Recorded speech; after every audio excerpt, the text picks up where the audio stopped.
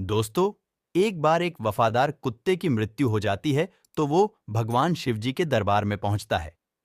भगवान शिव जी उस कुत्ते से कहते हैं, हे स्वान, तुमने कुत्ते के शरीर में होते हुए भी कभी किसी को नहीं सताया, हमेशा मालिक की वफादारी की, और जो वफादार होते हैं वो मुझे अत्यंत ही प्रिय होते हैं। अतः मैं चाहता हूं कि अब की बार मैं तुम्हें मनुष्य के रूप में पृथ्वी लोक पर भेजूं, जिससे तुम मनुष्य के रूप में पृथ्वी पर सुख भोग सको, क्योंकि मनुष्य योनि सबसे श्रेष्ठ है, जिसे पाने के लिए देवता भी तरसते हैं।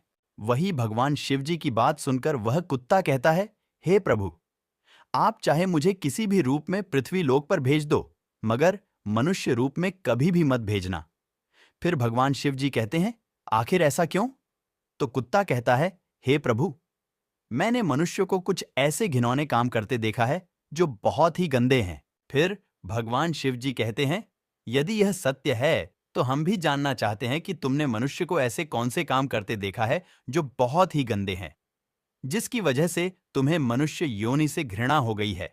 फिर कुत्ता भगवान से कहता है, हे प्रभु, यदि आप जानना ही चाहते हैं तो सुनिए।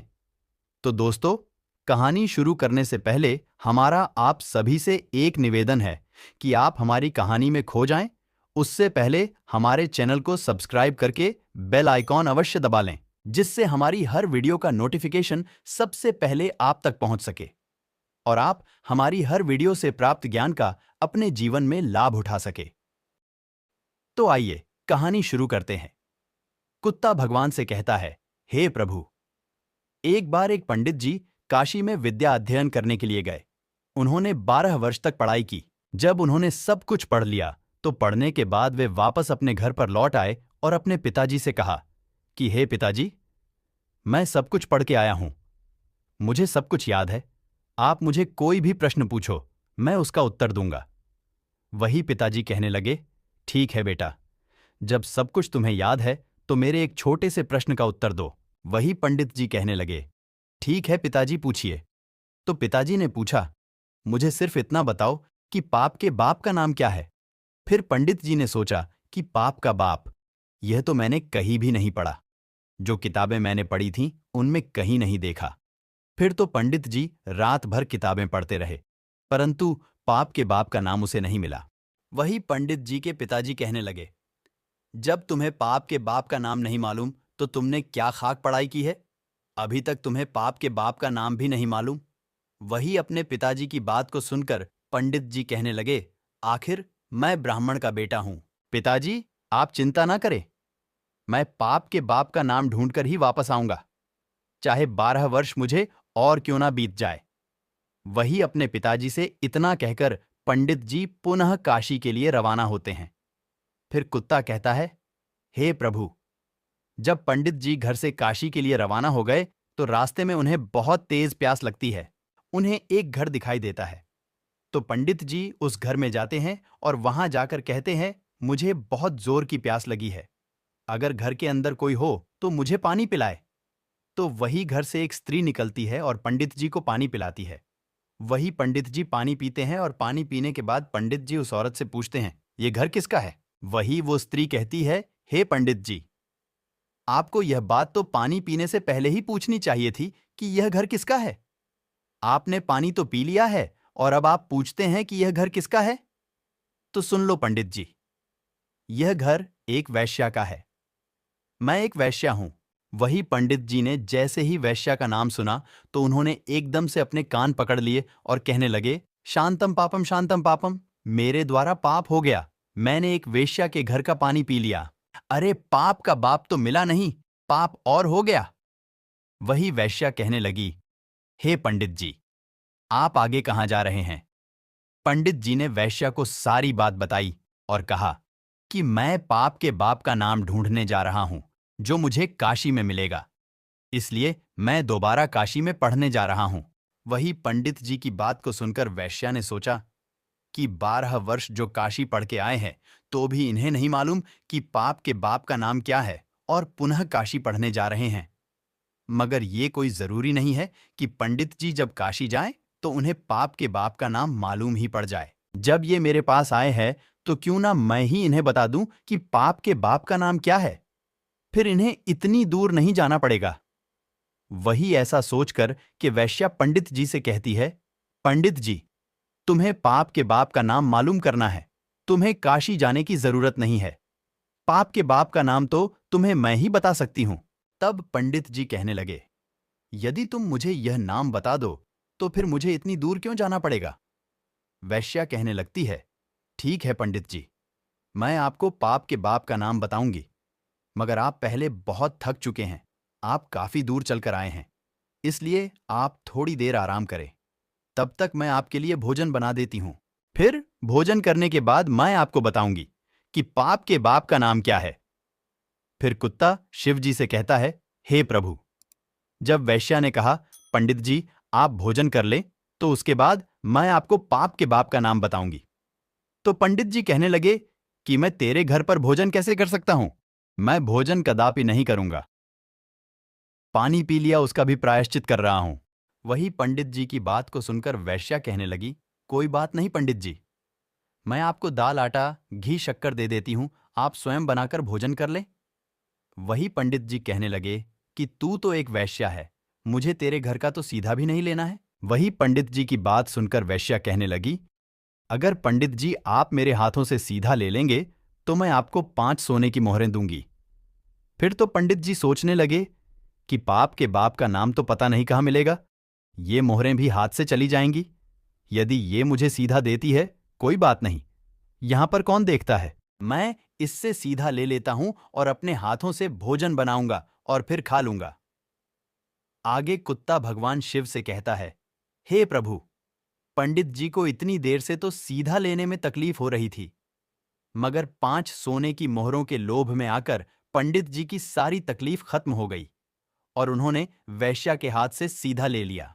वही पंडित जी दाल आटा घी शक्कर लेने के बाद वे अपने हाथों से भोजन बनाने लगे।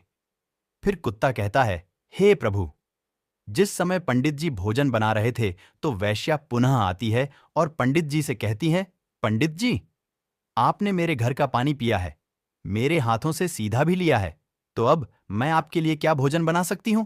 वही पंडित जी कहने लगे, तू वैश्या है, ज्यादा मत बोल, तेरे घर का सीधा सामान ले लिया, यही बहुत है।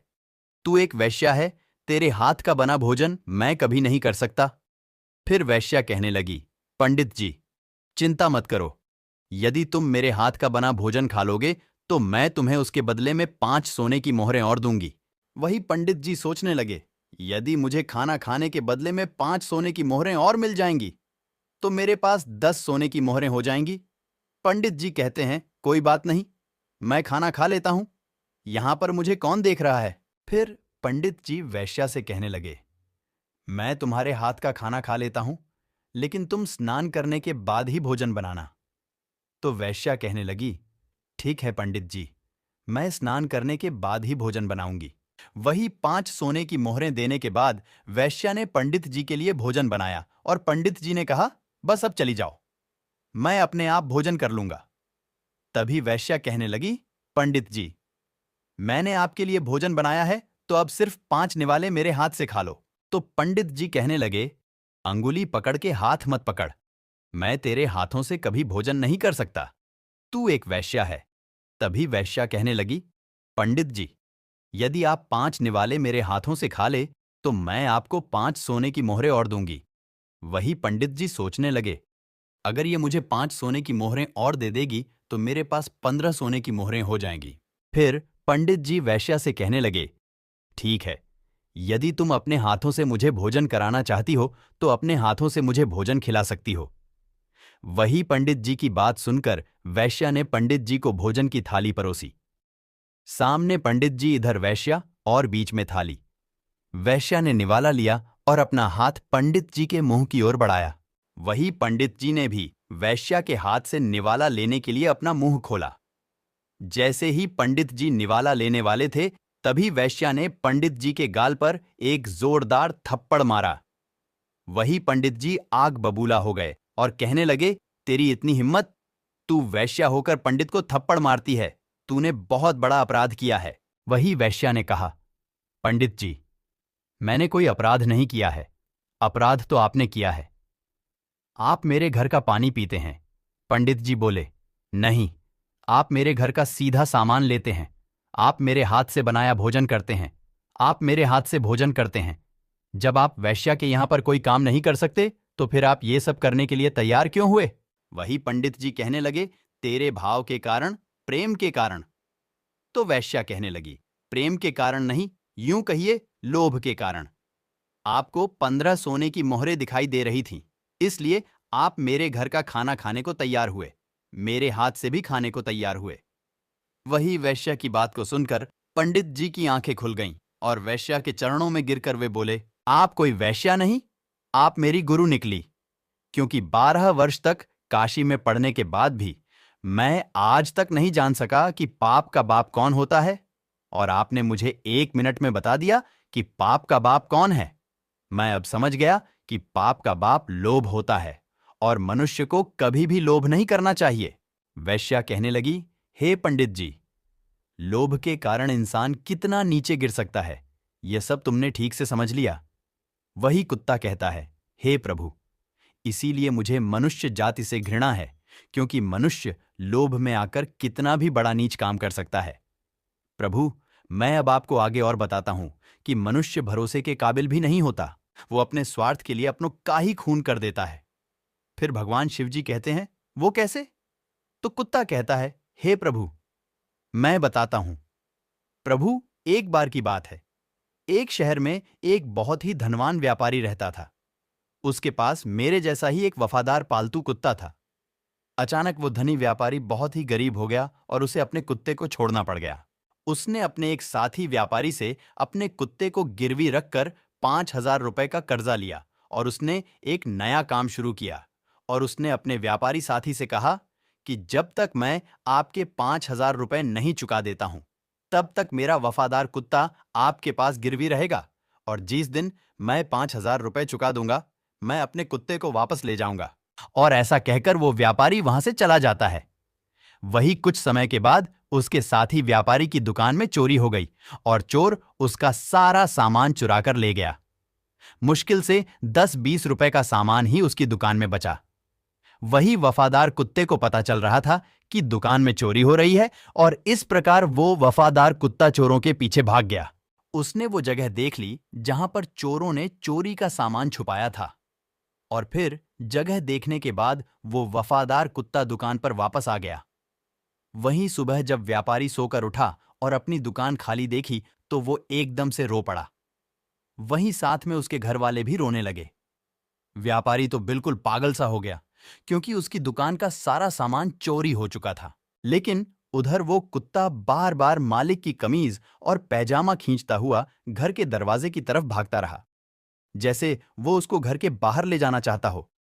आखिर उसके एक दोस्त ने उसको सलाह दी कि लगता है कि यह कुत्ता चुराई हुई चीज के बारे में कुछ जानता है, इसीलिए आपको बार बार पकड़कर खींच रहा है। हमें कुत्ते के साथ इसके पीछे पीछे चलना चाहिए। और फिर ऐसा सोचकर व्यापारी उस कुत्ते के पीछे पीछे चला गया। वही कुत्ता उस व्यापारी को उसी स्थान पर ले आया जहां पर उन चोरों ने उसका सामान छिपा रखा था। वहीं उस जगह आ जाने पर कुत्ते ने जमीन खोजनी शुरू की और भौंकना शुरू किया, और यह बताने की कोशिश की कि सामान यहां नीचे छिपा हुआ है। वही व्यापारी और उसके दोस्तों ने वहां जमीन खोदी और अपना सारा सामान पा लिया। उसमें कोई भी चीज खोई हुई नहीं थी। सब सामान वैसे का वैसा ही मिल गया। वही व्यापारी अपना सब सामान पाकर बहुत ही खुश हुआ, और घर आकर उसने कुत्ते के कान में कुछ लिख करके एक कागज लपेटा और उसको उसके पुराने मालिक के पास भेज दिया। उसने उस कागज में लिखा था कि उसका कुत्ता बहुत वफादार है, और कुत्ते की वफादारी की वजह से जो 5,000 रुपए का कर्ज तुमने लिया था, मैं उसको माफ करता हूं, क्योंकि तुम्हारे कुत्ते की वफादारी की वजह से मेरी दुकान का चोरी हुआ सारा सामान मुझे वापस मिल गया। इसलिए मैं आज तुम्हारे वफादार कुत्ते को अपने यहां से आजाद करता हूं, और इनाम के तौर पर 5,000 रुपए और कुत्ते के साथ भेजता हूं। वही कुत्ता भी बहुत खुश हुआ कि आज मैं अपने मालिक के पास जाऊंगा। जब मालिक मेरी वफादारी की चर्चा सुनेंगे तो एकदम से खुशी से नाच उठेंगे। वही व्यापारी ने जब अपने कुत्ते को वापस आते हुए देखा तो उसने सोचा, लगता है मेरा दोस्त अपना पैसा वापस मांग रहा है, इसीलिए उसने मेरे कुत्ते को मेरे पास भेजा है। मेरे पास अब भी पैसे नहीं हैं, मैं उसे कहाँ से दूंगा? अभी तो मैं अपने नुकसान की भरपाई भी नहीं कर पाया हूं। इसलिए मैं ऐसा करता हूं कि मेरे घर का पता केवल इस कुत्ते को ही पता है। यदि मैं इस कुत्ते को ही मार दूंगा तो फिर वो व्यापारी मेरे घर तक अपना कर्जा लेने के लिए कभी भी नहीं पहुंच पाएगा। और ऐसा सोचकर वो व्यापारी अपने वफादार कुत्ते की तरफ तलवार लेकर दौड़ता है और कुत्ते के सिर को काट देता है, जिससे वो कुत्ता मर जाता है। वही कुत्ते के मर जाने के बाद कुत्ते के दाएं कान से एक कागज नीचे गिरता है। इस कागज को पढ़कर उस व्यापारी को बहुत बड़ा दुख होता है। कुत्ता कहता है, हे प्रभु, मैं इसीलिए मनुष्य जाति से घृणा करता हूं कि मनुष्य अपने स्वार्थ के लिए किसी भी हद तक गिर सकता है। वो अपने स्वार्थ में आकर अपनों का ही खून कर देता है। वही कुत्ता फिर आगे कहता है, प्रभु, मैंने जो भी घटनाएं और देखी है, मैं उनको संक्षेप में आपको बताता हूं। हे प्रभु, मनुष्य विश्वासघाती होता है, लालची होता है, स्वार्थी होता है, चरित्रहीन होता है, जो अपनी स्त्री होते हुए भी पराई स्त्री के चक्कर में फंसा रहता है, अतिथि का अनादर करने वाला होता है, स्त्रियों का अपमान करने वाला होता है, निर्दोष को दोष लगाने वाला होता है। अतः मैं कह सकता हूं कि मनुष्य वो सारे नीच काम करता है जो नरक के द्वार खोलते हैं। फिर भगवान भोलेनाथ कहते हैं, हे स्वान, तुम ठीक कहते हो, परंतु सभी मनुष्य एक जैसे नहीं होते। अब मैं तुम्हें एक छोटी सी कहानी सुनाता हूं। एक बार एक बहुत ही बलवान और उदार राजा था, जो अपना बहुत सा सोना अपने राज्य के गरीब लोगों को दान करता था। वो राजा सुबह जल्दी उठकर अपना सोना उसके महल के दरवाजे के पास खड़े गरीबों में बांटता था, ताकि वे खाना और कपड़े खरीद सके। भगवान शिव जी आगे कहते हैं, हे स्वान, एक रात एक किसान राजा के महल के पास आया और दीवार से चिपककर छुप गया। उस किसान ने सोचा कि वो रात भर महल के दरवाजे के पास रहेगा और फिर सुबह राजा से सोना पाने के लिए लाइन में सबसे आगे लग जाएगा। क्योंकि किसान ने सोचा, अगर वो सबसे पहले जाएगा तो राजा उसको सबसे ज्यादा सोना देगा और फिर उसकी गरीबी मिट जाएगी। लेकिन जब राजा के महल के एक चौकीदार ने उस किसान को रात्रि को महल के दरवाजे के पास में छुपा देखा, तो चौकीदार ने सोचा कि ये कोई चोर है जो राजा के महल में रात को चोरी करने के लिए आया है। और ऐसा सोचकर उस चौकीदार ने उस किसान को पकड़ लिया और उसे महल के नीचे कैद खाने में बंद कर दिया। वही अगली सुबह पिछली रात का किस्सा सुनकर उस उदार राजा ने जाकर कैद खाने में बंद किसान से बात करने की ठान ली। वही राजा ने उस अंधेरे और उदास कैद खाने में प्रवेश किया और फिर उन्होंने उस किसान से पूछा, तुम मेरे महल में चोरी क्यों करना चाहते थे, जबकि तुम्हें अपने आप को भोजन और कपड़े दिलवाने के लिए सिर्फ मुझसे सोना मांगना था? क्या तुम्हें यह पता नहीं कि मैं यह तुम्हें खुशी से दान कर देता? वही राजा की बात को सुनकर वो गरीब किसान कहने लगा, हे राजन, मैं कोई चोर नहीं हूं। मैं सिर्फ एक किसान हूं जो बूढ़े समय से गुजर रहा हूं और जिसे मदद की जरूरत है। मैं एक जमाने में एक अच्छा किसान और एक अच्छा व्यापारी था जो बहुत दान पुण्य करता था, लेकिन फिर अकाल पड़ गया और चोरों ने मेरी मवेशियां चुरा ली। वही किसान आगे कहता है, हे महाराज, मैं आपके महल में चोरी करने नहीं आया था। मैं रात में इसलिए आया कि इस तरह सुबह सबसे पहले मैं लाइन में लग जाऊंगा और सोना आप बांटेंगे तो सबसे पहले मुझे मिल जाएगा।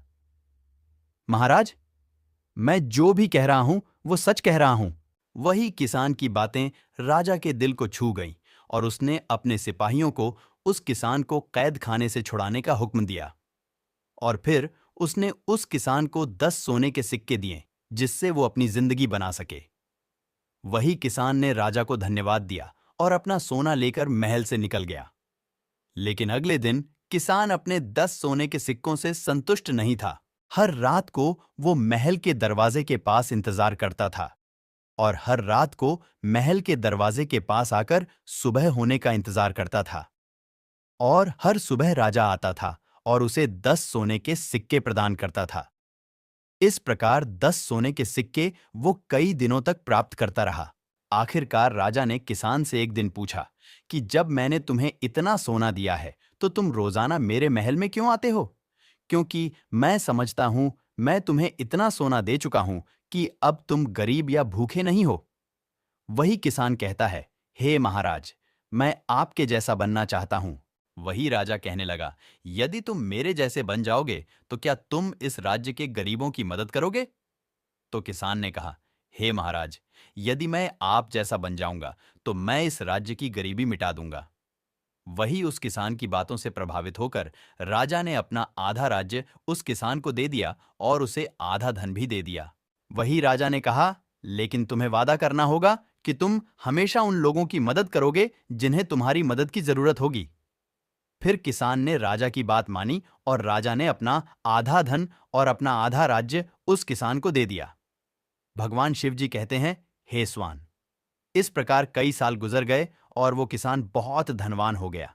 उसने राजा के द्वारा प्राप्त धन से बहुत सारा धन एकत्रित कर लिया और फिर उस राजा से भी ज्यादा उस राज्य के गरीबों में वो धन को साधना बांटने टीवी लगा। को भी सब्सक्राइब वही अवश्य राजा कर लें किसान और के इस बारे वीडियो में को ऐसा अपने सुनकर मित्रों के बहुत साथ ही शेयर। खुश हुआ कि वो गरीबों की मदद करता है। उसे पता था कि दूसरों के देने में ही दुनिया का सबसे बड़ा सुख है और किसान ने भी यही सबक अच्छी तरह सीखा था कि वो भी अपना धन, अपनी खुशियां दूसरों के साथ बांटेगा और फिर वो बांटने लगा। और फिर किसान और राजा दोनों ने मिलकर अपने राज्य से पूरी तरह गरीबी का अंत कर दिया और प्रजा सुखपूर्वक जीवन जीने लगी। फिर कहानी सुनाने के बाद में भगवान भोलेनाथ कहते हैं, हे स्वान, इस कहानी से साफ हो जाता है कि इस संसार में सारे मनुष्य एक जैसे नहीं होते हैं। जो जैसा कर्म करता है उसे वैसा ही फल प्राप्त होता है। फिर कुत्ता बोला, ठीक है प्रभु, आप मुझे जो भी रूप देंगे वो मुझे स्वीकार होगा। फिर भगवान शिव जी ने उस कुत्ते को मनुष्य रूप में पृथ्वी पर भेजा और उसने धर्म के रास्ते पर चलकर मोक्ष की प्राप्ति की। तो दोस्तों, जो इंसान बुरे काम करेगा उसे बुरा फल प्राप्त होगा और जो मनुष्य अच्छे काम करेगा उसे अच्छा फल प्राप्त होगा। तो दोस्तों, यह थी आज की ज्ञानवर्धक वीडियो। अगर आप ऐसे ही रोचक कहानियों का लाभ अधिक से अधिक लेना चाहते हैं तो इस वीडियो को लाइक करके हमारे इस चैनल को अभी सब्सक्राइब करें और इस वीडियो को अपने दोस्तों एवं परिवार के साथ शेयर भी जरूर करें।